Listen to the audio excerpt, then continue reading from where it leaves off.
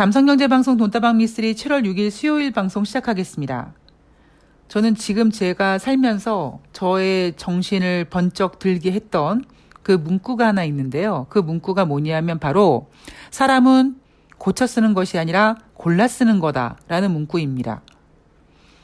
저는 형제 자매가 없어서 저를 따르는 동생들을 참 좋아하고 아끼고 가까이 지냈는데요.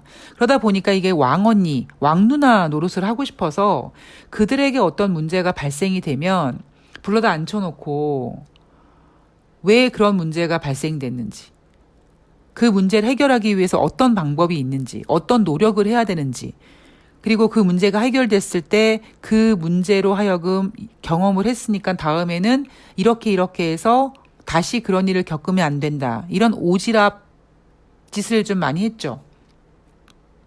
저는 진짜 아끼는 마음으로 그랬는데 나중에 시간이 지나서 돌아보니까요. 걔네들은 전혀 바뀐 게 없고 오지랖 때문에 제가 그들의 문제를 혼자서 끙끙거리고 처리해주고 있더라고요.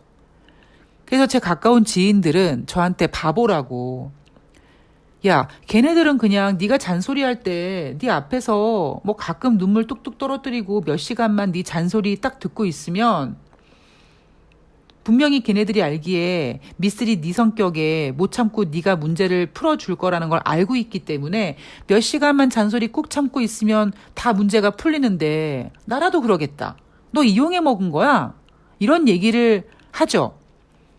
인정하고 싶지 않지만 어느 정도 동의도 하고요. 이제 그런 걸 동의할 때마다 제 스스로 나 진짜 나 왜 이렇게 바보 같니? 막 스스로 너무 괴롭기도 합니다. 그러면서 제가 그런 일들을 겪을 때마다 상처를 좀 받아서 그러면 앞으로 난 사람들을 어떻게 만나지? 하고 좀 우울해질 때가 있었습니다. 그래서 제가 내린 결론이 그래, 이 세상에 나처럼 생각하는 사람이 나 말고 아무도 없다라고 인정하자. 그러면 내가 만나는 사람들이 나와 완전 다른 이야기를 하더라도 저렇게 얘기할 수 있어. 저런 생각을 하는 사람이 있구나 라고 쉽게 이해를 할 수 있을 것 같은 생각을 했습니다. 그런데 요즘에 제가 이제 대놓고 이재명 의원님을 지지하고 그다음에 민주진영의 어떤 그 동지들과 같이 마음을 나누고 이야기를 하면서 굉장히 저는 정말 무슨 가족이 생긴 것처럼 굉장히 든든하지만 가끔씩 저쪽에서 나오는 이야기를 들을 때마다 제가 드는 생각이 어떻게 저런 생각을 하지? 특히 우리 외람 기레기들이 내놓는 어떤 기사들을 보면서 쟤네들은 기자라고 하는 직업을 갖고 진짜 몰라서 저런 글을 쓰는 걸까? 아니면 알면서도 일부러 진짜 연맥이려고 쓰는 걸까?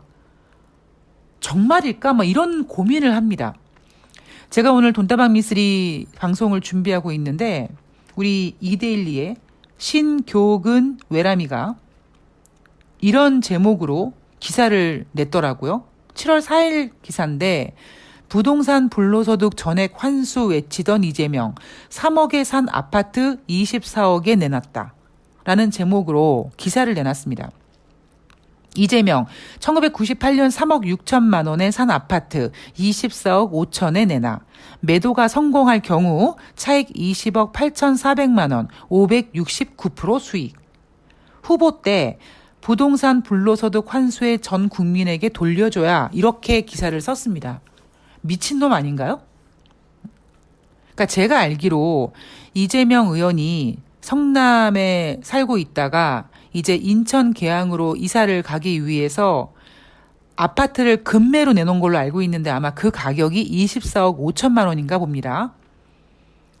그런데 계양으로 이사 가기 위해서 1998년도에 구입한 집을 떠나서 다른 곳으로 이사를 하는데 98년부터 지금 2022년까지 시간이 흐르면서 발생된 어떤 인플레이션, 어떤 그 부동산 가격의 상승, 이런 모든 거를 다 무시하고 그냥 이재명 의원 당신 불로소득 환수해서 국민에게 돌려준다고 했는데 당신 아파트 569억 수익 났네. 이거 불로소득이네 이따위 논리로 기사를 쓴 거잖아요. 이 정신 나간 놈 아닙니까? 아니 그러면 저는 삼성전자를 별로 안 좋아하니까 제가 다른 예를 들으면 1998년도면은요. IMF가 난 다음이거든요.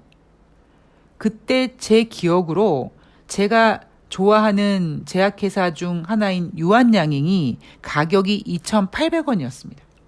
2,800원대였어요. 그러면 지금 가격이 떨어져서 57,200원인데 그럼 그때 주식 유한양행을 매수한 사람이 장기 투자한다고 오랫동안 들고 있어서 지금 57,300원에 팔겠다고 하면 그거 불로소득입니까?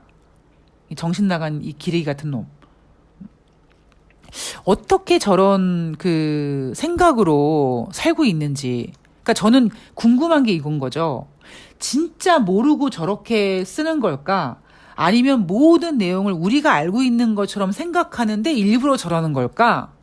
일부러 저렇게 쓰면 정말 악질인 거고 모르고 그러니까 경제관념 같은 게 잘 몰라가지고 아유 1998년도에 산 아파트가 24억 5천만 원에 팔겠대네 불로소득이네 569억이네 이렇게 생각하고 기사를 썼다면 모질인 거죠. 그러니까 제가 아무리 그래 이 세상에 나같이 생각하는 사람은 나밖에 없다라고 마음을 먹고 기사를 보려고 해도 가끔씩 이렇게 저를 뒤집는 기사가 있더라고요. 자, 마음을 다잡고 우리는 주식 이야기를 하도록 하겠습니다. 제가 7월 6일 밤 12시 정확히 5분에 눈을 떴습니다. 잠결에 눈을 뜬 거죠. 직업병입니다. 그래서 주식시장이 어떻게 됐나 그렇게 봤는데 헐 되게 많이 빠진 거예요. 제가 예상하고 있었던 것보다 많이 빠졌습니다. 그래서 잠결에 깜짝 놀라가지고 밤 12시 넘어서 그때 잠을 깨서 새벽 4시까지 계속 주식시장을 봤어요. 왜냐하면 제가 예상하고 있던 거와는 달리 움직이니까 이건 뭐지? 뭐 때문이지? 하고 생각하면서 이제 뉴욕 증시를 째려봤죠. 그런데 분명히 뉴욕 증시는요. 5월 7일 날 그렇게 크게 빠져야 될 이유가 없었거든요. 그래서 장이 진행되면서 그래 저거 후장에 반등할 거야 라고 생각하며 지켜봤습니다. 그랬더니 한 4시경에 3대 지수가 플러스로 전환이 됐고요. 저는 이제 플러스로 전환되는 거 보면서 잠깐 잠이 들었어요. 그래 상승으로 끝나겠지. 그래 미쓰리가 틀리지 않았어. 그리고 아침에 눈을 딱 떠서 봤더니 혼조세로 끝났더라고요. 자, 어떻게 끝났느냐? 7월 5일 화요일 뉴욕 증시는 다우지수가 0.42% 하락했습니다. S&P 500이 0.16% 상승했습니다. 나스닥이 1.75% 상승했습니다. 거의 2%대 하락으로 시작을 했으나 상승 반전했고 종가에는 혼조세로 마감을 했죠. 자, 여러분 7월 5일 뉴욕 증시가 주는 메시지가 뭐냐면요. 다우지수가 0.42% 하락한 이유는 바로 경기 침체 우려감 때문에 하락한 겁니다. 그런데 나스닥이 1.75% 상승한 이유는요. 연준이 과격한 금리 인상을 하지 않을 거라는 기대감 때문에 상승한 겁니다. 지금 뉴욕 증시는요. 경기 침체 우려와 금리 인상, 과격한 금리 인상 이 두 가지가 서로 어울리는 바람에 주식시장에 악재만 가득해 보이고 호재가 없어 보이고 공포감이 커 보이지만 잘 들여다보면 이제 이 두 가지 이슈가 서로 힘겨루기를 하다가 어느 쪽으로 이렇게 기울어지게 되거든요. 자, 그게 어느 쪽인지 한번 지금부터 제가 풀어드리도록 하겠습니다. 미쓰리가 이런 예언을 했죠. 여러분, 2022년 WTI 국제 유가는요. 1년 동안 평균 가격이 $100 아래가 될 것입니다. 라고 했습니다. 이 이야기를 제가 몇 달 전에 했는데 그때 아마 여러분들은 저를 정신 나간 년이라고 생각할 수 있습니다. 왜? 그때 국제 유가는 $100가 넘어갔고 $110, 뭐 $120 그리고 전문가들은 $200, $300 갈 수 있다는 전망을 내놓았을 때고요. 우크라이나와 러시아 전쟁이 끝날 기미가 보이지 않고 계속 진행이 됐죠. 그리고 인플레이션이 잡히지 않았습니다. 국제유가가 더 상승할 것처럼 모든 사람들이 느끼고 있을 때 미쓰리가 뭐라고 했냐면 여러분 1년 동안 평균 국제유가 가격이요 100달러 아래에 있을 겁니다 라고 했고 그 얘기는 결국 뭐냐 하면 상반기에 100달러 이상 있었지만 하반기에는 가격이 떨어질 거라는 거죠. 자, 그런데 이날 국제유가가 경기 침체 우려라는 제목으로 큰 폭으로 하락해서 99달러가 됐습니다. 미쓰리가 국제유가를 그렇게 본 이유가 뭐냐 하면은요. IMF나 세계은행에서 경제 성장률을 하향 조정하면 가장 먼저 반응하는 것이 바로 국제유가입니다. 지난번 4월 달에 세계은행과 IMF에서 세계 경제 성장률을 하향 조정하던 날, 그날 미국 경제 성장률도 하향 조정했지만 미국 증시는 그런 하향 조정을 개무시하면서 상승했고 그런 IMF와 세계은행의 경제 성장률 하향 조정 보고서에 먼저 반응해서 꺾인 것이 국제유가입니다. 지금 현재 국제유가 시장에는요.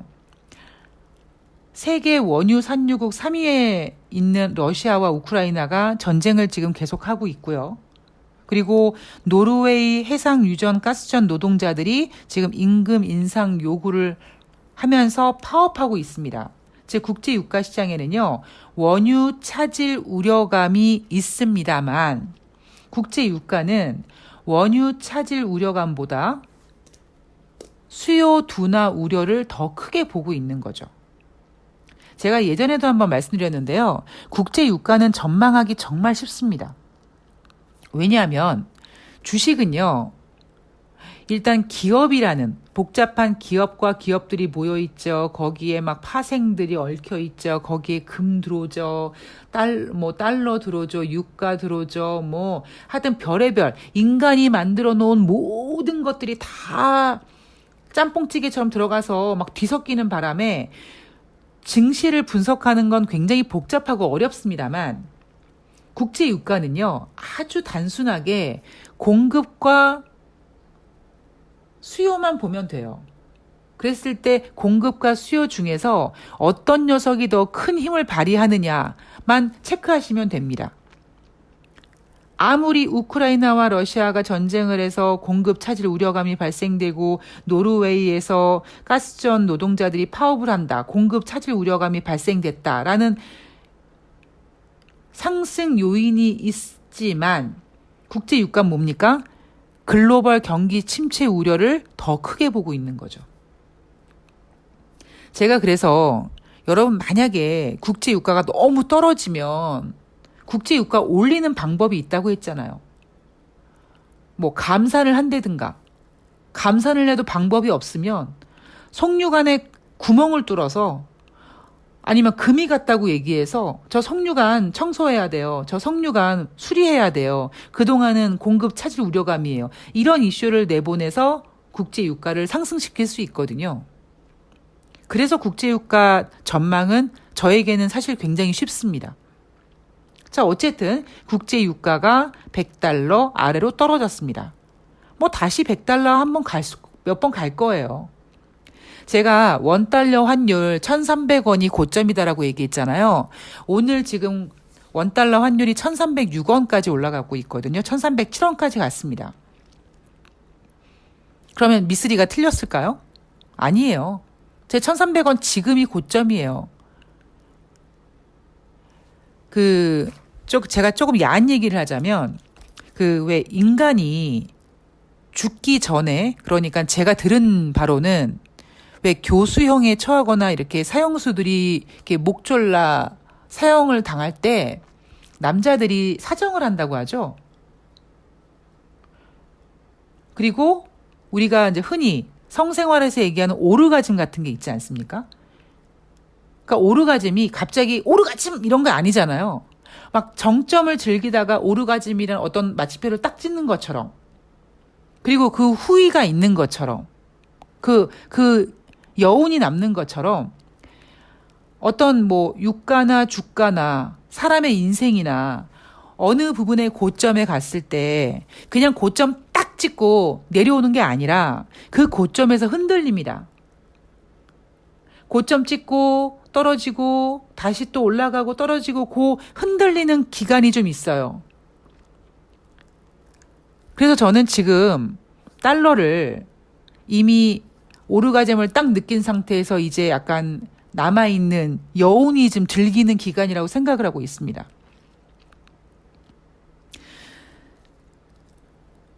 지금 국제 유가도 다시 100달러 아마 다시 갈 거예요. 그런데 이제 국제 유가도 큰 그림으로 그렸을 때 이제 국제 유가도 꺾였습니다. 이게 그냥 꺾인 게 아니에요, 여러분. 경기 침체 우려감이라는 엄청난 재료를 갖고 꺾인 겁니다. 미쓰리는 올해 주식시장이나 경제나 좋지 않을 거라는 걸 이미 예상을 하고 상반기 국제유가가 100달러 이상 지날 연병을 할 때도 여러분 2022년 평균적으로 국제유가는 100달러 아래에 있을 겁니다라고 얘기한 겁니다. 자, 그런데 지금 주식시장은 여러분 경기 침체 때문에 걱정하고 있죠. 이날 다우지수가 혼조세로 마감했는데 다우지수가 0.42% 하락했고요. 다우지수가 하락한 이유는 경기 침체 우려감 때문에 하락한 거다. 자, 내용을 보면 공포감을 줄 만한 내용들이 굉장히 많이 나왔습니다. 첫 번째, 애틀란타 연방은행이 추적하는 2분기 미국의 GDP 예상치 마이너스 2.1%가 전망된다. 그럼 1분기에도 마이너스였고 2분기에도 마이너스가 된다면 2분기 연속 마이너스는 경기 침체다. 기술적 경기 침체다라고 인간이 만들어냈죠. 그런 말을. 그리고 2년물 국채금리와 10년물 국채금리가 역전했는데 이러한 모습은 경기 침체 신호라고 볼 수 있다. 이것도 마찬가지로 인간이 만든 겁니다. 그리고 이날 노무라 증권에서 미국, 유로존, 영국, 일본, 한국, 호주, 캐나다 등 전 세계 주요국들이 12개월 이내, 즉 1년 이내에 경기 침체가 가능하다라고 보고서를 내놨습니다. 그리고 유럽 증시가 이날 경기 침체로 하락했고요. 특히 경제 대국인 독일이 5월 달에 31년 만에 첫 무역 적자를 기록하면서 그나마 유로존의 경기를 뒷받침하는 독일이 무역 적자가 확대된 기사를 접한 유럽 증시도 글로벌 증시 중에서 특히 유로존 경제를 걱정하면서 하락했습니다. 이날 나온 자료들만 보면 경기 침체를 인정하지 않을 수밖에 없죠. 인정할 수밖에 없죠. 자, 그런데 여러분들이 머릿속에 항상 각인돼야 되는 게 있습니다. 주식은 뭐다? 뭐든지 선반영한다. 그래서 미쓰리는 주식이 보는 관점으로 몇 달 전에 여러분 지금이 경기 침체예요. 지금이 스태그플레이션이에요. 라고 얘기를 하죠. 그런데 몇 달 전에 지금이 스태그플레이션이에요, 경기 침체라고 얘기했던 그 얘기가 지금 주식시장에서 주를 이루고 있습니다. 그런데 저는 지금 또 주식의 마음으로 이야기를 해본다면 이제는 재미가 없어요, 경기 침체가. 이 경기 침체 원투데이 해서 끝날 것도 아니고 이제 어느 순간 그러려니 하면서 살게 됩니다. 지금 주식시장이 째리고 있는 이슈가 뭐냐? 저거 한번 갖고 놀까 하는 이슈가 뭐냐 하면 바로 연준이 금리 인상을 인하하는 것을 기다리고 있습니다. 인플레이션이 완화된다라는 거겠죠. 이거를 우리가 확인할 수 있는 경제 지표들이 이번에 발표가 되는데 자, 우선 7월 6일 수요일 오늘 밤 미국에서 6월달 FOMC 의사록이 발표가 됩니다. 그런데 6월달에 75bp 인상했단 말이에요.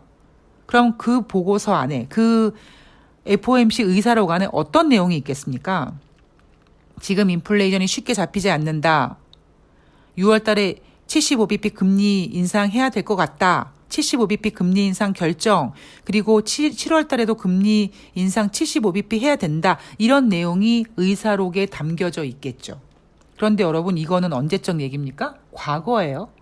주식하시는 분들은요. 항상 미래지향적이어야 됩니다. 즉 그 얘기는 만약에 오늘 밤에 뉴욕 증시가 6월달 FOMC 회의 의사록을 보고 7월달 금리 인상을 하겠네. 아이고 큰일 났네 하고 빠지면 누가 바보입니까? 뉴욕 증시가 바본 거예요. 6월달 FOMC 회의는요. 과거 데이터입니다. 그리고 제가 이렇게 얘기하는 이유는 7월달 FOMC 회의가 언제 있습니까? 7월 말경에 있어요. 7월 26일과 27일 날 있습니다. 지금 7월 초인데요. 국제 유가가 100달러 아래로 내려왔고요. 경제 지표 막 꺾이기 시작했습니다. 그리고 지금 제 예상으로는 다음 주에 발표되는 6월달 소비자 물가지수도 지난달에 8.6% 찍어서 뭐 큰일 났네 이렇게 난리 부르스를 쳤는데 8.6%보다 떨어질 겁니다. 그러면 오늘 밤에 만약에 미국 증시가 하락한다. 왜 하락해? 경제지표는 꺾이고 있는데 6월달 의사록을 봤더니 7월달에 금리 인상한대. 그래서 빠졌어. 그럼 뭐 빠진 애들이 바본 거고요.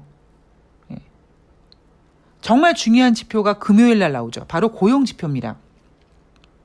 자, 비농업자 고용자 지수는요. 지난달에는 39만 명 증가했다고 발표를 했는데 이번 달에는 아예 그냥 후려쳐가지고 25만 명 정도 나온다 하고 눈높이를 낮춰놨습니다. 그리고 대신에 실업률은 3.6% 전월과 동일하다라고 했습니다. 제가 여기서 시나리오를 몇 개 알려드릴게요. 만약에 비농업 고용자 지수가 25만 명 전망치 정도 나와준다면 아니면 전망치 이상 나온다면 그리고 실업률이 3.6% 전월과 똑같이 나온다면 미국 경제는 견고하다 할 겁니다. 어디에 포커스를 맞춥니까? 실업률에 맞출 거예요. 왜? 어차피 지난달 39만 명 발표됐는데 이번 달은 어차피 전문가들이 25만 명밖에 안 될 거라고 눈높이를 낮춰놨기 때문에 충격이 되지 않을 겁니다. 그런데 만약에 두 번째 시나리오, 비농업자 고용자 지수는요, 설령 25만 명 아래에 나온다고 해도 그 이상 나온다고 해도 크게 중요하게 보지 않을 겁니다. 얘네 분명히 이 지표 나중에 계산기 두들겨가지고 다른 수치 내놓고 그럴 수 있어요. 그런데 문제는 3.6% 이상이 나온다. 즉 실업률이 높아졌다라는 우리가 예상하지 못했던 성적표를 받게 되면 실업률이 3.6보다 이상 나왔을 때 뉴욕 증시는 진짜 경기 침체구나 하고 빠질 겁니다. 그래서 이번 주는요. 제가 계속 지금 여러분 7월 달에 변곡점이 나타날 겁니다. 변곡점이 나타날 겁니다 하고 있지 않습니까? 만약에 3.6보다 높이 나왔을 때 뉴욕 증시는요. 아이고 어떻게 경기 침체야. 이렇게 털썩 주저앉을 가능성이 있어요. 그런데 웃긴 건요. 다음 주가 되면 갑자기 주식시장에서 연준이 이렇게 경제 지표가 꺾이고 이렇게 경제가 침체되는데 어떻게 75bp 금리 인상을 하니? 야, 니네 지금 금리 인하해야 될 판이야. 이런 이야기가 나올 겁니다. 그리고 여기에다가 이번 주 글쎄요. 오늘 밤이 될지 아니면 금요일이 될지 모르겠습니다만 그리고 아니면 다음 주로 연기될 수도 있어요. 그런데 지금 우리가 확인할 수 있는 재료가 뭐냐면 일부 중국 수입품에 부과된 고율 관세 인하 발표 예정이 있죠. 그런데 이날 뉴욕 증시에서 어떤 내용이 나왔냐면 이번 주에 일부 중국산 수입품에 부과한 고율 관세 인하 발표할 거래. 이런 이야기가 슬슬 나왔는데도 뉴욕 증시가 빠졌어요. 그러자 기레기들이 뭐라고 기사를 썼냐면 중국산 수입품에 부과한 고율관세 인하한다고 해도 증시에 약발이 안 먹혔다 이렇게 얘기합니다. 개소리죠. 이거는요 분명히 증시에 약발이 됩니다. 단지 지금 타이밍을 보고 있을 뿐이에요. 물론 주식시장에서는요 모든 재료를 미리 반영을 합니다만 어차피 나온 재료도 알고 있는 재료도 어디에다가 꽂아 넣느냐에 따라서 반응이 달라지기 때문에 지금 여러분 중국 관세 이거 고율관세 인하하는 거 솔직한 얘기로 오늘 해주면 안 돼요? 어차피 할 거라면? 뭐 내일 하면 안 돼요? 아니면 월요일 날 했으면 되지 않나? 월요일 날 독립기념일 날 미국 국민들에게 선물 주듯이 니네들 인플레이션 때문에 힘들지 중국 관세 인하해 줄게 이렇게 할 수 있는 거 아니겠습니까? 그런데 얘네가 왜 이렇게 냄새만 질질 흘리고 인하하지 않을까요? 이 이슈를 뉴욕 증시 어느 타이밍에 어느 변곡점에 정확히 이용해 먹기 위해서 이렇게 질질 흘리기만 하고 발표를 하지 않는 겁니다. 따라서 이번 주에는 경기 침체 우려감 이게 이슈가 되겠지만 뭐 고용지표든 아니면 6월달 FOMC 의사록이든 이런 것 때문에 인플레이션 우려보다는 경기 침체 우려감이 더 커질 수 있지만 아마 이제 7월 두 번째 주 다음 주로 넘어가면은요. 경기 침체 우려보다는 경기가 이렇게 둔화되고 있는데 거기에다가 국제 유가가 지금 $100 아래로 내려왔는데 인플레이션 잡힐 텐데 굳이 75bp 금리 인상 할 필요가 있겠니? 라는 여론이 다수가 될 겁니다.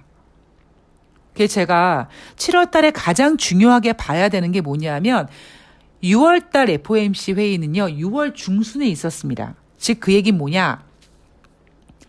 미국 연준이 3월 달에 금리 인상하고 5월 달에 금리 인상하지 않았습니까?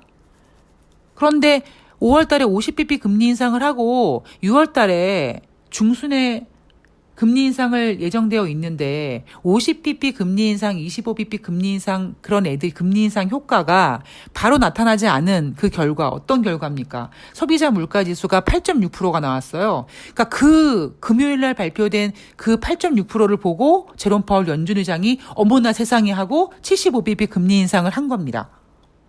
그런데 이번 7월 달은요. 7월 26일, 7월 27일 날 회의가 있기 때문에 7월 달에 발표되는 6월 달 관련 경제 지표들을 충분히 다 확인하고 봅니다.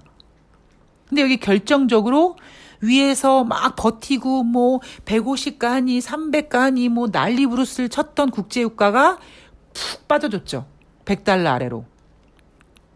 거기에다가 이제 고용 지표가 실업률이 높게 나오든 그리고 실업률이 높게 나오지 않고 3.6% 나오고 비농업자 고용자 지수도 시장 예상만큼 나온다 해도요. 여러분 지난달에 39만 명 나왔는데 이번 달에 25만 명 나온대요. 이건 뭡니까? 경기가 확장 국면은 아닌 거예요. 아주 막 좋은 건 아닙니다.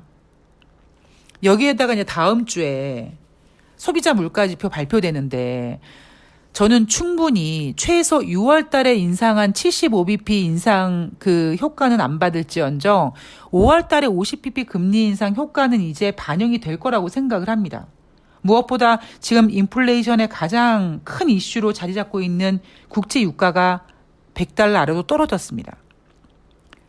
그런데 왜 굳이 연준이 7월 말에 75bp 인상을 하겠습니까?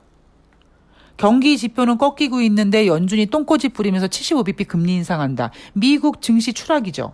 미국 증시 추락하면 경기 침체 우려감도 걱정돼 죽겠는데 거기에다가 금리까지 막 인상하겠다. 그러면 제롬 파월이 아니라 조 바이든 대통령 중간선거 어떻게 하려고요?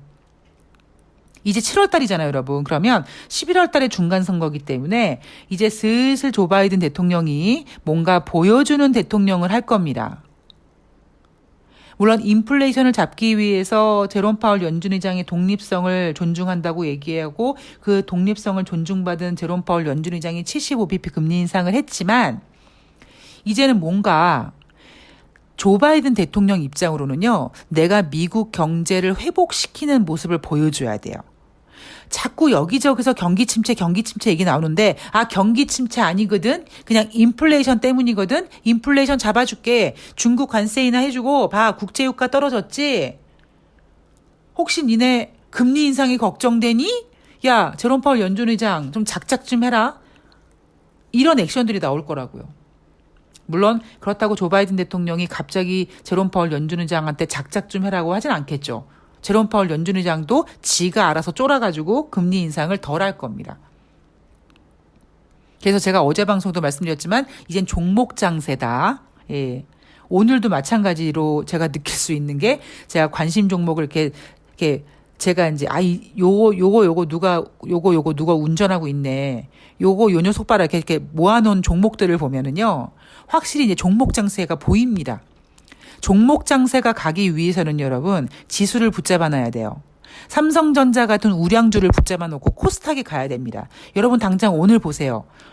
코스피는 빠지지만 코스닥은 플러스예요. 이런 게 바로 종목 장세입니다. 그래서 이제 박스권 정도 만들어 놓고, 물론 박스권은 여러분 2300이 바닥이 아니에요. 항상 뭐든지 리스크는 조금 더 크게 보기 위해서 하단 2250은 언제든지 깰 수 있다라는 생각을 가지되, 이제 주식시장은 위로 가기보다는 아래로 가기보다는 이제 옆으로 박스권 안에서 움직일 가능성이 커지고 그 박스권 안에서 종목들이 움직일 겁니다. 종목들 퍼레이드가 펼쳐질 겁니다. 이건 제가 확신할 수 있어요. 자, 종목들 매매 잘 하셔야 되고요. 그리고 종목 매매라고 해도 매매라고 해도 워낙 변동성이 심하기 때문에요. 여러분들이 훅 하고 샀다가 어머 이거 아닌가 봐 훅 하고 팔고 그러시면 안 되고요. 조금 텀을 두고, 아직 제가 종목 장세가 펼쳐질 거예요라고 했지 지금 종목 장세 요는 아니에요. 아직까지 준비 기간입니다. 준비 기간 들어갈 때는 아직까지 요동을 치고 좀 움직임이 격해질 거예요. 그 과정이 좀 필요합니다. 항상 말씀드리지만 여러분들은 미쓰리가 얘기하는 거는 지금이 아니라 약간 미래지향적으로 얘기하는 거라고 생각하시고 들으시면 됩니다. 자, 다시 말씀드리지만 원달러 환율은요, 지금 달러의 오르가즘 그 후위에 지금 접어들었다라고 보시면 되고요. 이거 국제 유가는 올해 미쓰리의 예상은 평균치 100달러 아래에 머물 것이다 라는 것이 지금까지 미쓰리가 전망해온 그 내용의 어떤 정리 부분입니다. 네, 좀 여러분들이 경제의 흐름을 좀 보실 때 도움이 되셨는지 모르겠습니다. 자, 남은 수요일 잘 보내시고요. 저는 목요일 과연 6월달 FOMC 회의를 보고 뉴욕 증시가 어떤 액션을 취할지 정리해서 찾아뵙도록 하겠습니다. 날씨가 너무 더운데 여러분 건강 관리 잘 하시고요. 저는 내일 방송에서 뵙도록 하겠습니다. 고맙습니다.